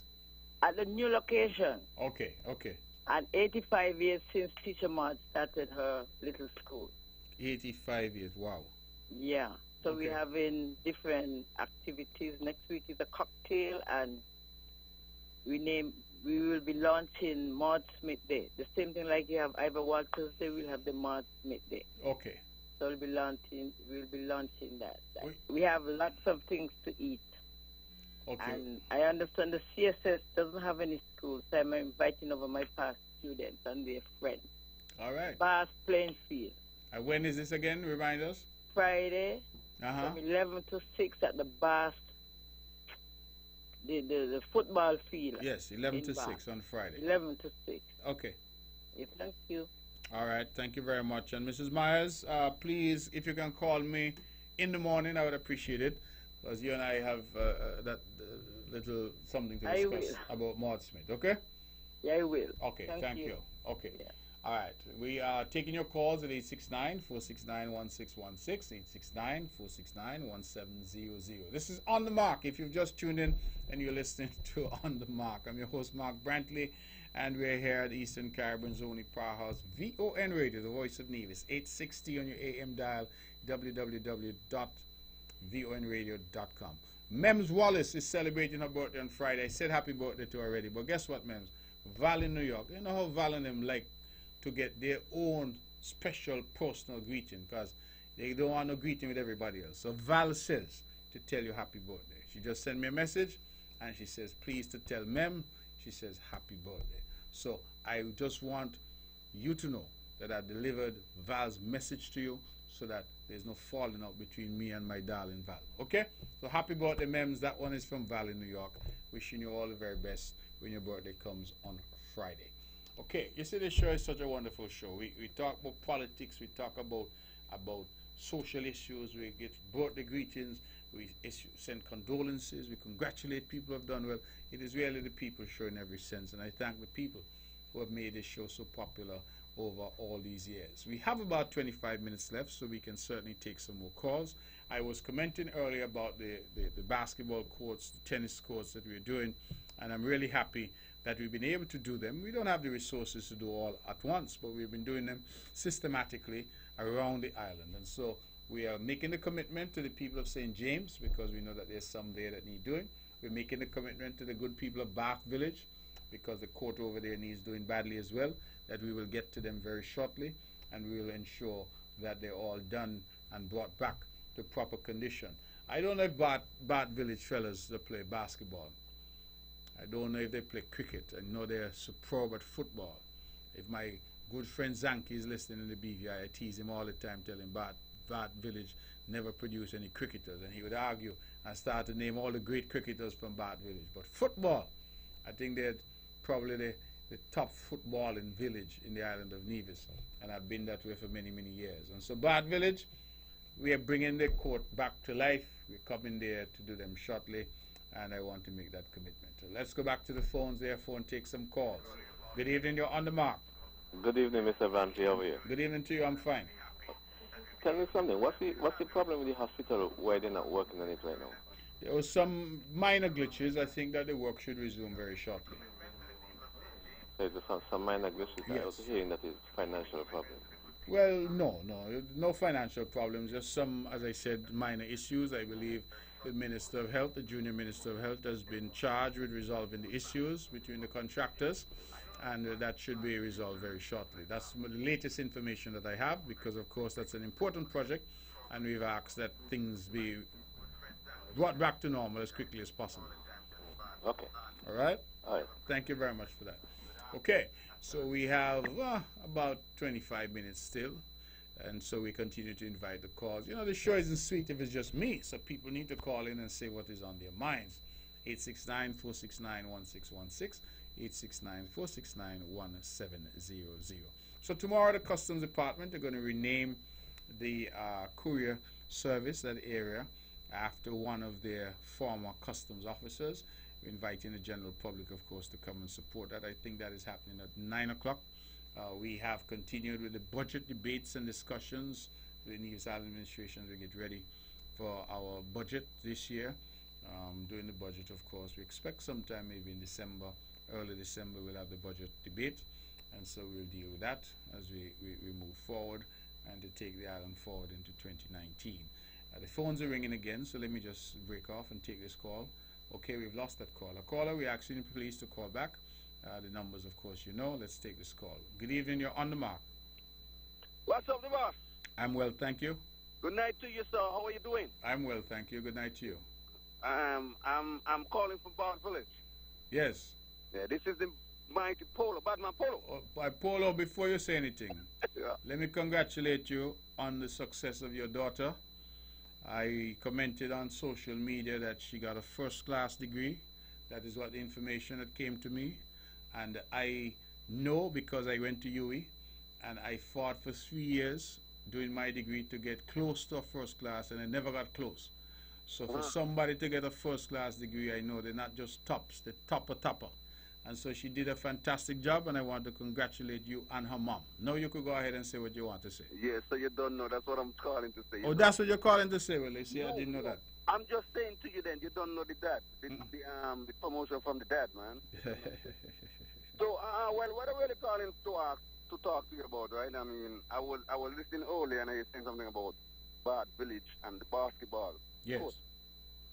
Yeah, I think that the basketball court in Bath Village should have been fixed already, man. Well, that is true, but they have basketball courts all around Nevis, and you know everybody is saying the same thing. They should be fixed already. A lot of it comes down to resources, and you know we are trying to do the best we can. As I said, we've done the ones in Cherry Gardens, Church Ground, Ramsbury, Charlestown, now Gingerland, and we're coming to Bath and St. James to finish off the number of courts. So it is late, just like the road is late. I mean, as I said, a young man said to me that the main road in Bath is over 70 years old. So, yeah, that is true. So, you know, we're trying our best, and that is why I've asked people to be patient sometimes, because, you know, there's sometimes a feeling out there, you know, Polo, that the government just have a trunk that they go in and take money. But it doesn't work like that. You know it doesn't work like that. So a lot of times it is difficult. We have to prioritize. There are times when we figure that, okay, we're going to go and do this project, and then something pops up. You get a hurricane, you get some damage somehow. I mean, look how we have a good treasury building down there, and one night we hear fire down there, somebody burn it down. So what now? You have to go and find resources. You might have had to do something else to defray and deal with that. So that is the reality sometimes. So I want to apologize to the people of Bath for all the inconvenience, all the difficulty, but to say to them that help that has been promised for so long is finally on its way. And they see the road project has started. That's why we came to Bath on Sunday to have the town hall. And I'm committing tonight that the courts and all of that are going to be dealt with shortly. They would have been dealt with already, but we have to do a layer of asphalt, I'm told, on the surface to smooth out some difficulties that are there. So, however we have to do it, we will do it, and ensure that the people of Bath and the youths in Bath have the court for their use and can go there again. Who knows, we might be able to prepare the next NBA star from the village of Bath. So, Boston Polo, I want to thank you for your call. Congrats again on your daughter. And I am committed to the people of Bath, my brother, and I will ensure that what has been promised is delivered. Let's go back to the phones. We have 20 minutes left. Good evening. You're on the mark. Yes, sir. Good evening. Good evening to you. You've been to the UN, and I want to know what is your view or vision of local, federation, Caribbean, and global cooperation and integration. Do you think that it's something that's going to be a part of mankind's development, or it's just pie in the sky? Well, I think there's cooperation that exists now. I think cooperation will continue to exist.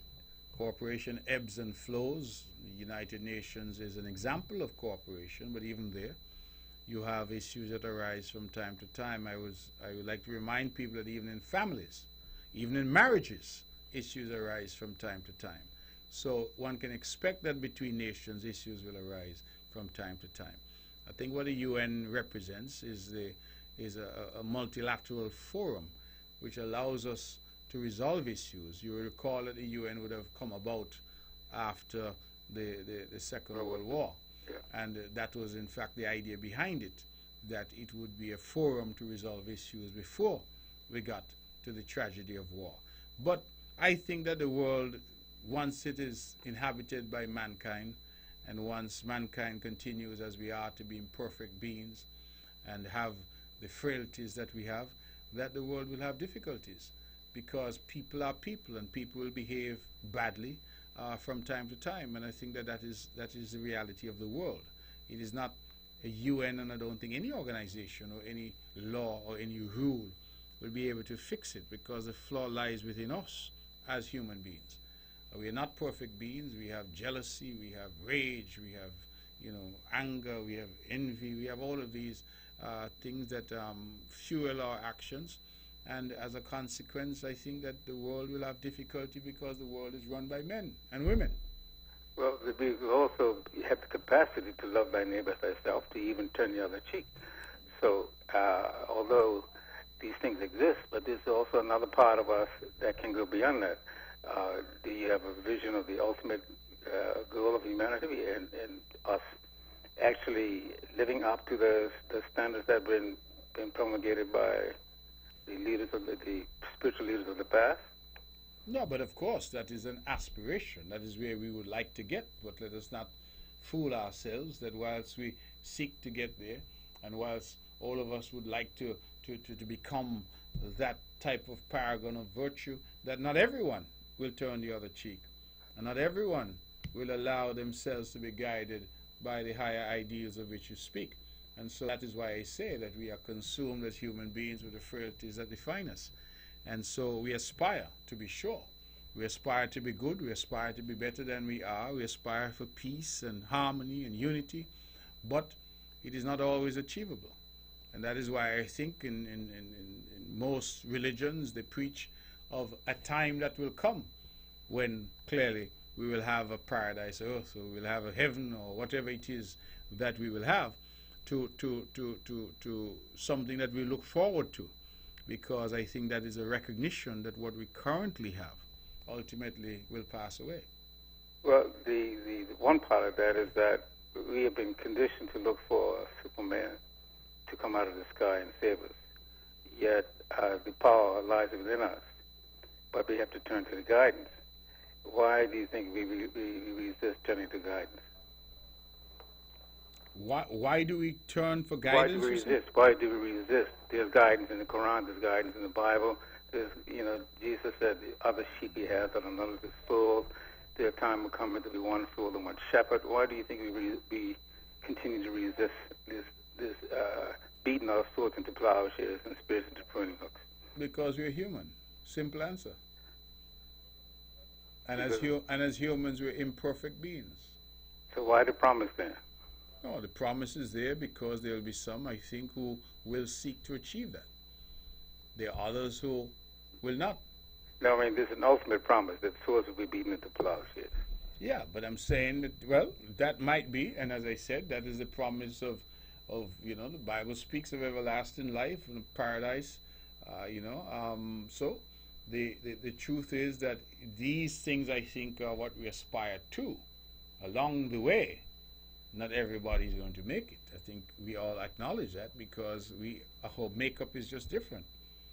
Some will aspire, some will work hard, some will get there, some will fight against all odds to achieve that state of mind and heart and soul. Others will not, because it's hard work. The road is narrow. Broad is the road to destruction. It's the easier path to take. As I heard somebody say to me the other day, anything that is wholesome and good is difficult. Exercise is difficult.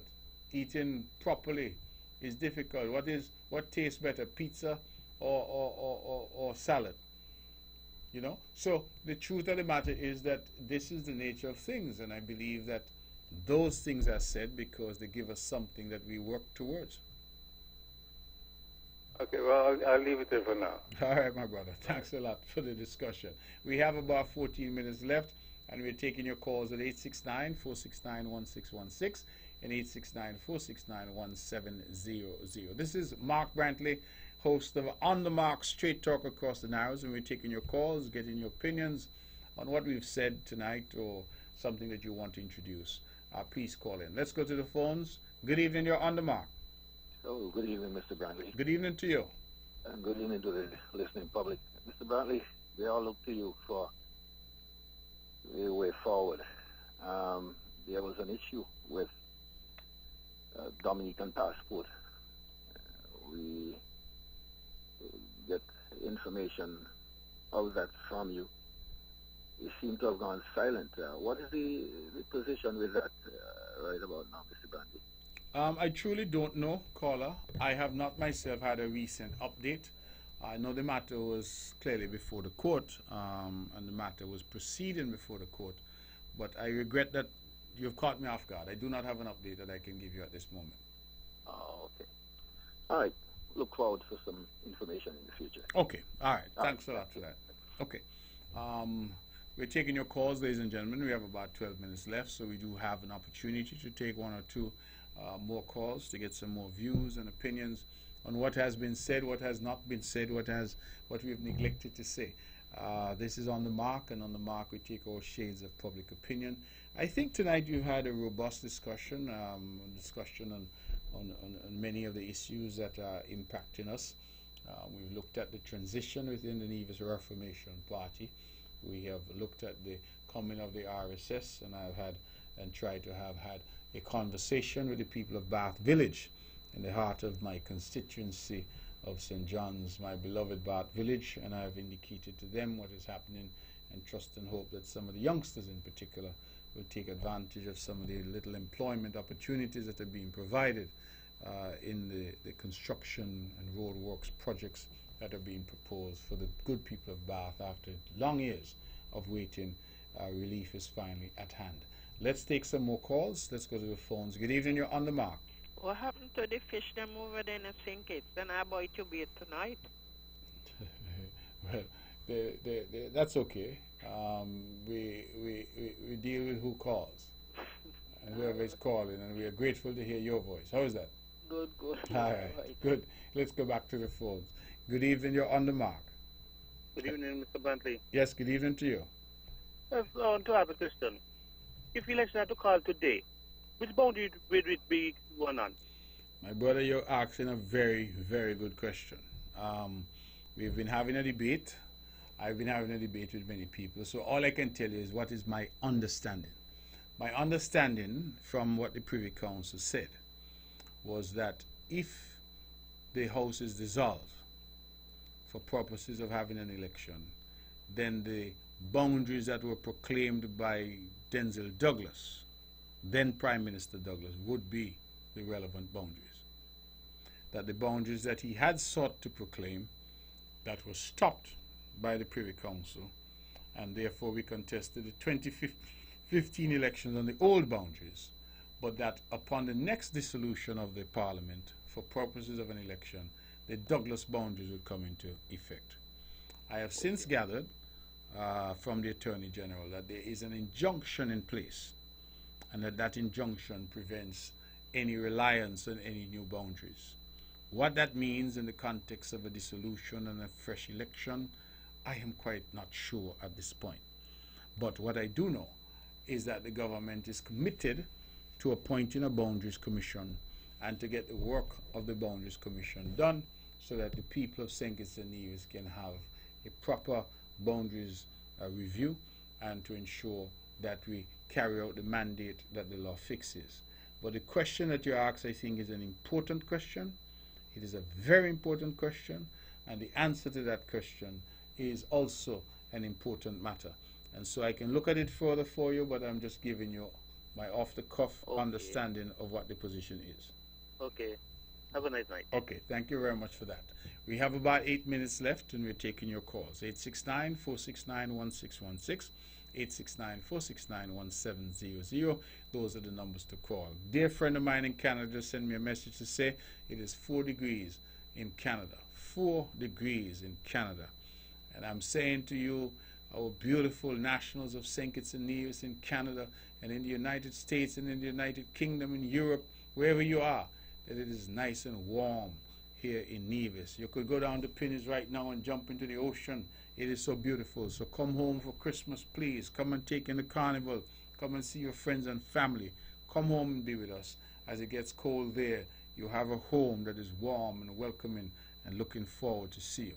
Let's go back to the phones. Good evening. You're on the mark. Good evening, Mr. Brantley. Good evening to you.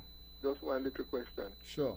Do the Labour Party really think that the people of St. Kitts want to hear them keep repeating that they would reopen the Barnstable High School, fix it up and all that kind of thing? Do they think the people really want to hear that kind of nonsense? Well, I have no idea what the Labour Party thinks, to be honest with you. What I will say to you is that the CCM has made a transition. The NRP has, as of Sunday, made a transition. And the question now is whether or not the Labour Party that has been led for so long by Denzil Douglas will make a transition. That is the position. Okay, caller, we've lost you. So I don't know what it is they're saying and what it is they mean by what they're saying. It really makes no sense at all. Some of the things that they're saying, I wonder what is the message that they're bringing and how do they intend to appeal to the people of the country with that message. Let's go back to the phones. Good evening, caller. You're on the mark. Hi, good evening, Mr. Brantley. Yes, good evening to you. Hello. It's so good to be hearing your voice this evening, and you're so clear. Thank you very much. Let me just ask you a question. What happened to the fishes from St. Kitts? The fishes? What is that? The fishes, them can't feed away. Those fishes can't feed away. But I'm put on pace with you right now, and a little thing that the gentleman just before had asked. He asked you about Christ in a technical manner. There are many people know the characteristics of leadership must be very distinguished. And leaders who got hostility is no way they could expect a civil society to accept immoral behavior. I heard you speak of Mr. Maynard came out to Nevis and speaking about enemy. That in itself is a crime. No one's supposed to come on the media in this kind of way and try to present these kind of things to people in a civil society like this time. We are journeying. To a journey. It's a journey where the people of civilization has to come together with all the scriptures. Being always pinpointing the people to a place called home, a heavenly throne, a place where people combine. We are in the area in which 2, 3 come together. Unity. And that is all about the heaven divine. We are a people the Father called not by mistake. If the people don't realize that they are peculiar people, those are following the people that are doing things that choose to do evil, what will become of them? When those who are choose to the evil realize that they are doing what they ought not to do and ask for repentance, what they're going to do? The word said, they that know it to do it and do it or not. To them that do it, it's sin. Not only they that do it, he said they that have pleasure in people that do things that they ought not to do. It is sin. So we've been talking about crime and crime. Crime ain't just beginning. Crime is something that I myself sit down and pray. I fast and pray, said, Father, look at our children. Give them strength to rise above standard that's set by those in authority. So it was a crime when Mr. Puntin went back from the pier and asked the authority to give him an opportunity to give the people a second trip, so that those people that was on the pier who was doing business with him over the years could have reached back to Nevis. So that was obliviated. It was abolished. Mr. Puntin did not get the chance. He went back and had to go over, and lies went down like that. What it was a crime. We are seeing crime, and the people who are doing crime know better. So they know better. I will humble for the moment because I know this show is almost ended and there's somebody want to call in. I will touch you. I will be with you some other time. Okay. Whatever you are doing, so not whatever you're doing. We know what you're doing. We see that you're doing. Your honesty. We appreciate your honesty and your boldness. This is bold growing. And the Dominion generation, it's time for the Dominion generation stand up and take authority. God bless you. Thank you, my friend. I do sincerely appreciate that, and God bless you also. We have about 4 or 5 minutes left. We can probably take another call based on the clock here that Mr. Marcellus has given me to look at. It says we have 4 minutes left, so if you are out there and you want to call for a quick call, that you can. I just want to say again that I got a lot of messages this evening from Canada, from the United States. It just really demonstrates how interested and committed our people are in the diaspora. I want to say good evening to them. There's so many of them who tell me they don't miss the show. I want to say good evening to our friends and family in places like St. Martin, Sunshine City, St. Martin, Rock City, St. Thomas, Tortola, of course, Anguilla, BVI, all around the islands. We have people everywhere, and I want to say good evening to them and thank them for the support and for the continued love and commitment that they have to this our beautiful island, and to say to them that we hope that they will be coming home for Christmas. We really would like to see as many of our people as possible home here with us for Christmas, and we believe that we're going to have a good Christmas. God has blessed us. We're not yet out of the hurricane season, but thus far we have been blessed with no storms that have done any damage of any nature. We are blessed that our tourism season has started off. I'm told it's going quite well thus far, and we are blessed that the Four Seasons is under renovation. They're going to be open soon, or reopen the new areas soon, and so we look forward to that. There's so much that's happening that's good and great, and things that we ought to celebrate, and so we certainly look forward. I'm having some meetings. I had a meeting just today, and I think we're blessed. There are lots of things that are coming and that I'm hopeful and optimistic about. And so we look forward to the best Nevis that we can have. We look forward to the best St. Kitts that we can have. And we ask our people to continue to persevere, continue to hold hands, continue to unite, continue to be strong together. We are not enemies. We may have differences from time to time, but we must love each other, pray for each other, take care of each other, and ensure that we have a kinder, gentler St. Kitts and Nevis. That's my show for tonight. When the band strikes up, you know I have to go. It was an absolute pleasure being here with you. I want to thank the Honorable Troy Liburd, who at very short notice filled in for me last week because I wasn't feeling so well. I really want to thank him. He's doing human service, and I'm very grateful to him for that.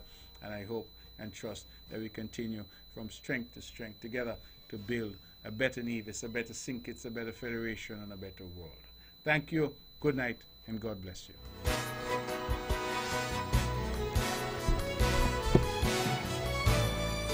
Views and opinions expressed